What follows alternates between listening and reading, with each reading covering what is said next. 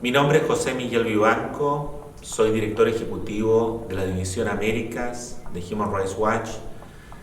Durante los últimos más de 20 años estudié Derecho en Chile originalmente, luego fuera de Chile me especialicé en Derecho Internacional de Derechos Humanos.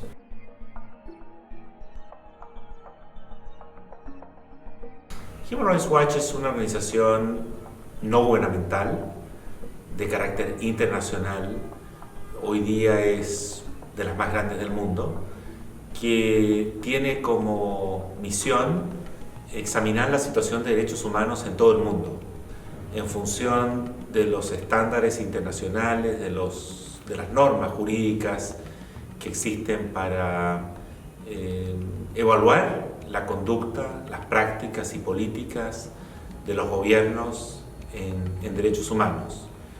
Y sobre esas bases, esas evaluaciones que hacemos nosotros con nuestros propios recursos, publicamos informes que buscan visibilizar un problema de derechos humanos que consideramos grave, serio, y al mismo tiempo promover algunas recomendaciones o políticas específicas que podrían ayudar a paliar o a resolver la situación que denunciamos en derechos humanos. Los logros son múltiples. La verdad es que es un trabajo muy estimulante porque hemos podido influir en la situación de derechos humanos en todo el mundo, en distintas esferas, con distintas propuestas. Hemos logrado, por ejemplo, que en Naciones Unidas, a nivel global, se legisle respecto de algunas materias, como por ejemplo en lo que tiene que ver con conflictos armados nacionales o internacionales, que algunas de las armas que se utilizan estén prohibidas. Contribuimos directamente a la creación de la Corte Penal Internacional y fuimos parte de ese proceso con una negociación muy fuerte. Hemos estado involucrados en múltiples juicios internacionales para promover el castigo a quienes han cometido graves violaciones a los derechos humanos.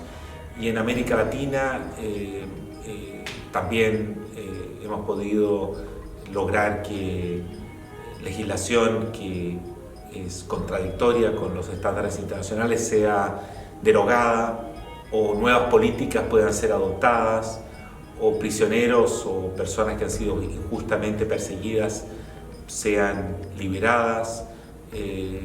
Hay casos que realmente son muy gratificantes porque nos ha permitido con nuestra gestión, con nuestra intervención, resolver algunos problemas muy serios de derechos humanos.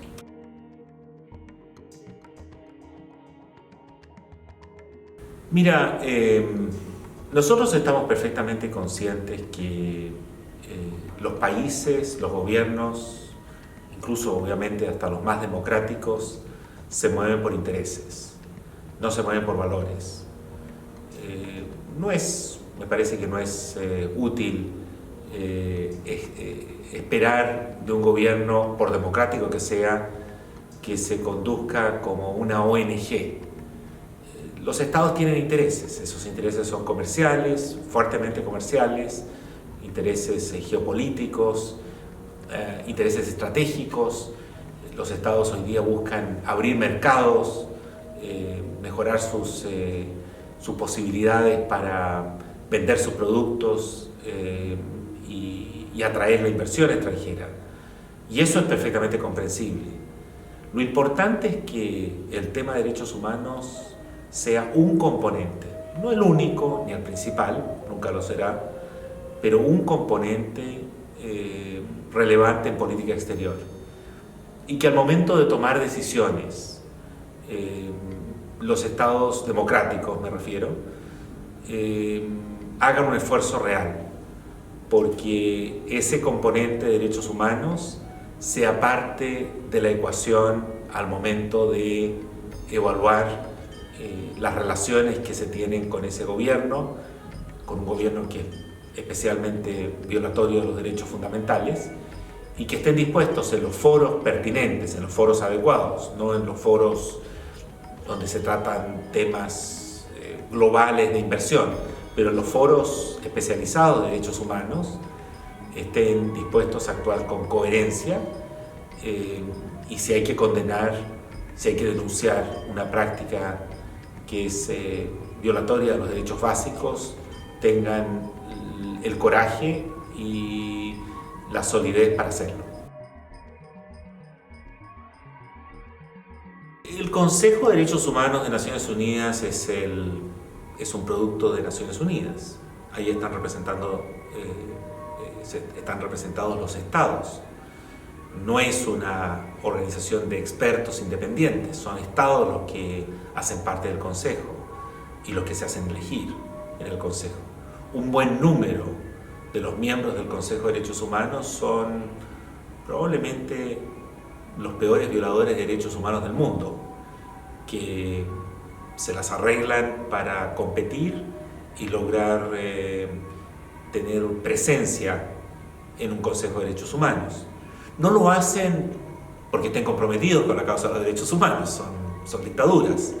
Lo hacen porque quieren controlar el proceso, controlar a quienes se supone que tienen la tarea de fiscalizar.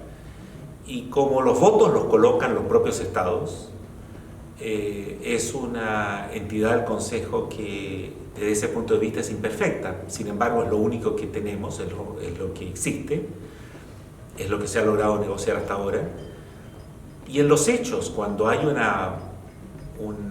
hecho, una situación realmente muy grave de derechos humanos y se actúa con inteligencia, con razonabilidad, con prudencia y al mismo tiempo con suficiente tiempo, se ha podido lograr que el Consejo, por mayoría, no por unanimidad, nunca por unanimidad, pero sí por mayoría de sus miembros, condenen una situación específica en materia de derechos humanos.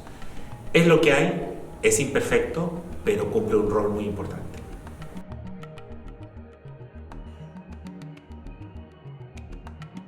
Todos están allí. Hemos avanzado, hemos progresado.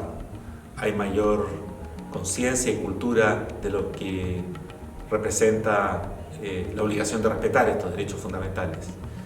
Pero todavía estamos muy lejos de tener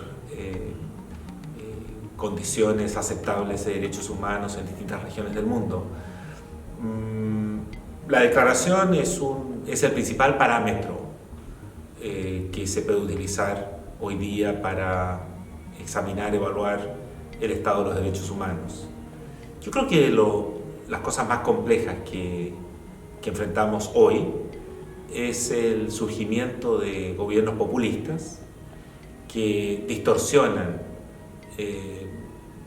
la realidad, que hacen campañas demagógicas, que explotan los sentimientos muchas veces más negativos, más excluyentes de algunos sectores de la sociedad y que sobre la base de recetas simples tratan de movilizar su apoyo político para ellos y muchas veces ese apoyo se consigue sobre la base de la persecución de minorías. Esa es una realidad y muy grave porque al líder populista, sea de izquierda o de derechas, quienes lo apoyan de una manera usualmente incondicional, donde los hechos, la verdad, pasa a ser una cuestión secundaria. Es casi como un apoyo, yo diría hasta fundamentalista o religioso al líder político. Y muchas veces se le da hasta carta blanca para proceder.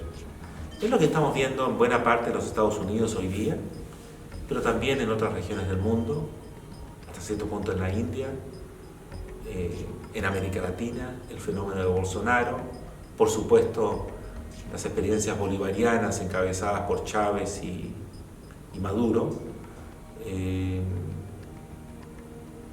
son realmente uno de los principales obstáculos, diría yo, hoy día para el cumplimiento y el respeto a los derechos básicos.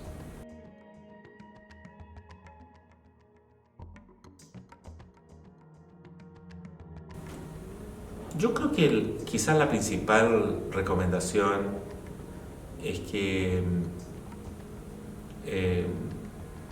se preocupen de esta causa, que es una causa noble, con una perspectiva siempre universal, que no admitan doble estándar, que cuando ellos vean que hay una entidad, una organización, un gobierno, un periódico, una autoridad o un columnista que frente a un caso de derechos humanos se expresa con fuerza y condena, pero un caso similar, con un corte ideológico distinto, lo deja pasar, hace la vista gorda o incluso intenta justificar, eso debe ser objeto de una confrontación y de una denuncia.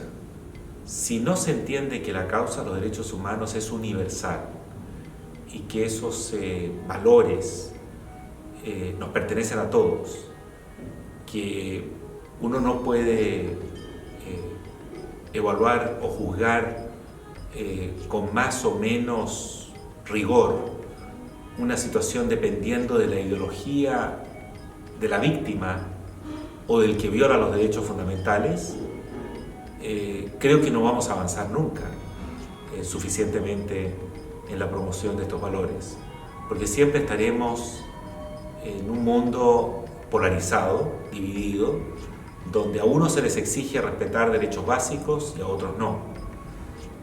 La gracia, la esencia de esta causa de promoción y defensa de derechos humanos es precisamente el contar con el compromiso de promoverlos de una manera consistente y sin doble estándar.